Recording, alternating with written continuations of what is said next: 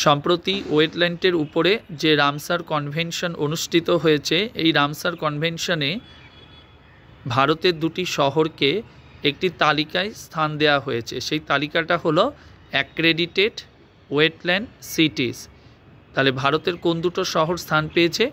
একটা হলো উদয়পুর, আরেকটা হলো ইন্দোর। ইন্দোর হলো মধ্যপ্রদেশে আর উদয়পুর হলো রাজস্থানে। ঠিক আছে, তো এটাই সম্প্রতি এই দুটো শহরকে এই তালিকায় স্থান দেওয়া হয়েছে। এবার যদি কোশ্চেন হয়, এই ইন্দোর ভারতের হলো, মনে রাখবে, সবচেয়ে পরিচ্ছন্ন শহর, এবং ইন্দোরকে মানে মধ্যপ্রদেশ সরকার ভিখারি মুক্ত করা হবে বলেও ঘোষণা করেছে। আর তোমার উদয়পুর শহরকে আমরা অনেকে লেক সিটি হিসাবে বলে থাকি। এছাড়াও এটাকে বলা হয় হোয়াইট সিটি অফ ইন্ডিয়া বলা হয়।